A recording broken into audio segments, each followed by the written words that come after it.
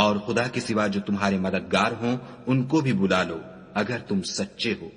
لیکن اگر ایسا نہ کر سکو اور ہرگز نہیں کر سکو گے تو اس آگ سے ڈرو جس کا ایندھن آدمی اور پتھر ہوں گے اور جو کافروں کے لیے تیار کی گئی ہے۔ اور جو لوگ ایمان لائے اور نیک عمل کرتے رہے ان کو خوشخبری سنا دو کہ ان کے لیے نعمت کے باغ ہیں جن کے نیچے نہریں بہ رہی ہیں۔ جب انہیں ان میں سے کسی قسم کا میوہ کھانے کو دیا جائے گا تو کہیں گے یہ تو وہی ہے جو ہم کو پہلے دیا گیا تھا، اور ان کو ایک دوسرے کے ہم شکل میوے دیے جائیں گے، اور وہاں ان کے لیے پاک بیویاں ہوں گی اور وہ بہشتوں میں ہمیشہ رہیں گے۔ خدا اس بات سے آر نہیں کرتا کہ مچھر یا اس سے بڑھ کر کسی چیز مثلا مکھی مکڑی وغیرہ کی مثال بیان فرمائے۔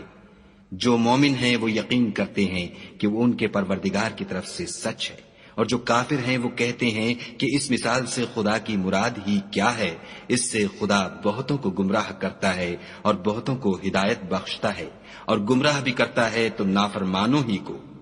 جو خدا کے اقرار کو مضبوط کرنے کے بعد توڑ دیتے ہیں، اور جس چیز یعنی رشتہ قرابت کے جوڑے رکھنے کا خدا نے حکم دیا ہے اس کو قطع کیے ڈالتے ہیں اور زمین میں خرابی کرتے ہیں، یہی لوگ نقصان اٹھانے والے ہیں۔ کافرو، تم خدا سے کیوں کر منکر ہو سکتے ہو؟ جس حال میں کہ تم بے جان تھے تو اس نے تم کو جان بخشی، پھر وہی تم کو مارتا ہے، پھر وہی تم کو زندہ کرے گا، پھر تم اسی کی طرف لوٹ کر جاؤ گے۔ وہی تو ہے جس نے سب چیزیں جو زمین میں ہیں تمہارے لیے پیدا کی، پھر آسمانوں کی طرف متوجہ ہوا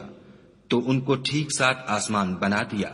اور وہ ہر چیز سے خبردار ہے۔ اور وہ وقت یاد کرنے کے قابل ہے جب تمہارے پروردگار نے فرشتوں سے فرمایا کہ میں زمین میں اپنا نائب بنانے والا ہوں